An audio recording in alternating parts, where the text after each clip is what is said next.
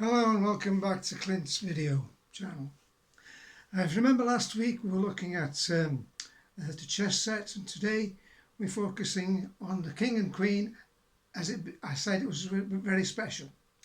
And also remember we was introducing this little artifact. This was made by children from a primary school. We're not finished with that yet.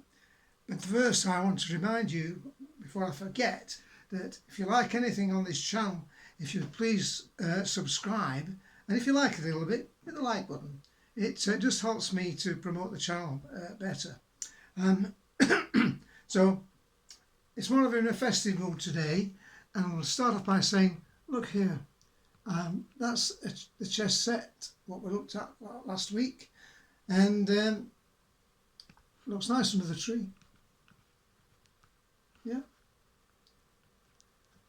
Makes a nice Christmas present, but not for the faint-hearted. You've got to have patience, because when you start making this, you've got 32 different pieces, including the pawns, to make. And we looked at the pawns, we looked at all the pieces, and in particularly we said that we look at the King and Queen being something special, and we're going to do just that. However, first I want to say that the person who made this from a primary school in Barnsley, I was quite impressed with it. And if you want to make any comments on my channel, please leave any comments, anything you'd like to see, and I can sort it out and answer your questions. You can also join the TCAS for free, which is the technical assist section. You'll find that on my website. That is clint.co.uk, and there's a form that you can fill in, leave your name, contacts and all that business. I'll get back to you, or you can just leave a comment anyway on this website. I much appreciate it. I don't reply to all comments, I always have done, and that's my policy. So first, if anybody is making these, I'd like to say that if you'd like anything to feature on this type of item, which is handmade and it's unique product, unique product, as is this chess set. Now with unique products, they're very special because nobody's got one. Not quite like when the person made this, they hand layered it and put the things, and let me see if I can focus it on it for you, the hearts and the little sparkly things within the resin, positioned by hand. So, you know, it's special. So no two ones going to be the same. Okay, so back to the chess set. We're looking at this. This is the same thing. No two ones going to be the same, and let's see, focus down on it a little bit more. Looks quite nice under the tree, don't you think? Make a nice Christmas present. Talking of which, I mean, it's very, very time and labour intensive, time consuming to make something like this. I can tell you I made this one I made earlier in the 70s. Oh yes. And when I made it, and you'll look at the previous video, you'll know why. So I wanted to get into practicing in the turning again, because I'd been away from the practical side of it for quite some time. But the thing is, I can tell you when I made this, you can make these things too, and it can be very profitable. Not just to make it, you can make them and then you can sell them, or sell something else what you're going to make. When I made this, it wasn't to sell really, but when some people have seen it, everybody liked it, and I was offered £200. Someone wanted to buy it for £200. You might not think that's too much, but in the 70s, £200. And the time factor, you know, if you consider that, I mean, I wouldn't sell it for £2,000 today, because this is the only one in the world like it. And I don't particularly want to make another, because I've got 32 pieces to make, and I find it thoroughly boring, because I like to look at sort of prototype development work and things, so I find it boring. So I made this so I'd be unlikely to make another. So no, I wouldn't sell it for 2,000.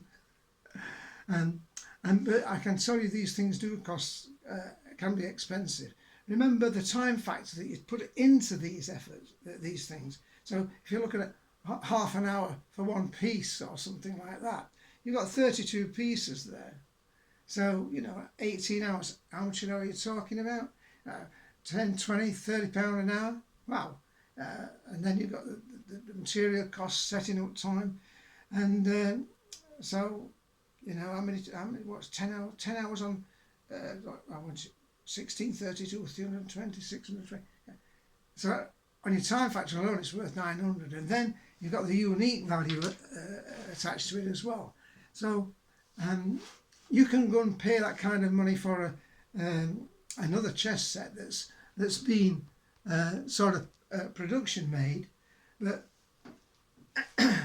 somebody else will have got one.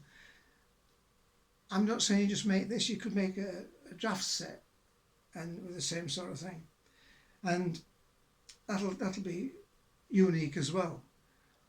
You will make this unique by adding your own little things to it.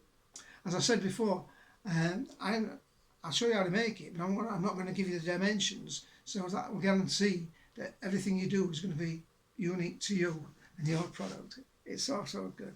But now I want to look at what I said originally. We're going to look at the special features of the King and Queen. Why are they special?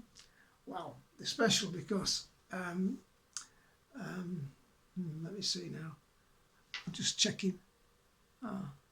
Yeah, so I'm just checking that the video is still running. I'm not an expert film maker, so I just have to check these things. So what's happening is that this is the Queen. Look at it. See? Shaped. And the King got a little bit of a crown on. What's special about this is, in engineering terms, you get terminology that's called slide pieces. You get male and female slide pieces, and to think about it. So this is the King. I engineered this so this King would fit in the Queen like that. Now, so what?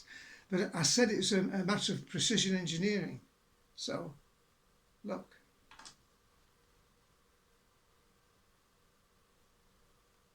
I didn't press hard onto that. And that, believe me, you need to be precise in your engineering techniques on that. So I put it back. Okay. It's working off surface tension on one material to the other. And the way it's done is, I just have to put it off then. These parts here, it's like tapers. So those tapers there, they mate exactly with the inside tapers there on the Queen. So the outside taper on the King fits exactly on the inside taper. And I didn't have to do it like that. You don't have to do it like that. But believe me, it gives you some good practice in precision machining. Because if you're slightly split out, it won't do it at all. Now, you might ask, oh, what about the other King and Queen? Well, yeah, I just showed you that one. But we can have a look at the other one, see if it does it. It might do, it might not. So here we've got the other King and Queen. I'll just move this forward a bit, just so that you can maybe see. Oh no, I better move it back again. I get mixed up. Oh yes, this is the gold one. Okay, so there's the gold Queen. Let's put it down. Now, will it or won't it?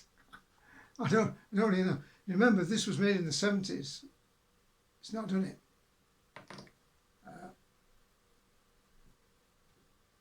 it's not done it. You know, that's how it is. But it actually did it.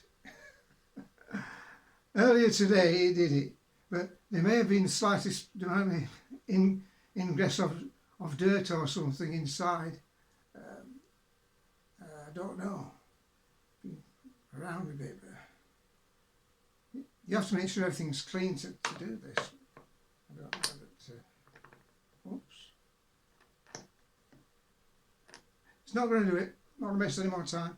But it actually did do it earlier on. So that's an exercise in precision. And when you've got a machine, a lathe and things like that, it's good practice for you to do it, and for when you're doing other things, because that's precise taper and it's only a very small edge on, but it does work. You see this one again on the cream. Oops, the silver one. Oops. There you go. Perfect. Oops. And of course, if you knock them about a bit, if this is like that fits really tight, it's good. But if you I've got this the wrong way around now. Black king, black. Oh no, it's right. It's okay. Black king, black square. So that's it. Leave any comments if you like. If you like it, it makes a lovely present, you know, for someone. But the only problem is once you've gone to the trouble of actually making it, you might not want to part with it unless it's for someone very special. But you know, you can always make another one. And if you make it where I made this, it will be unique. Just like these little products. Just like those. What the pupils of Barnsley Primary School did. So think about it, and I think it's good anyway.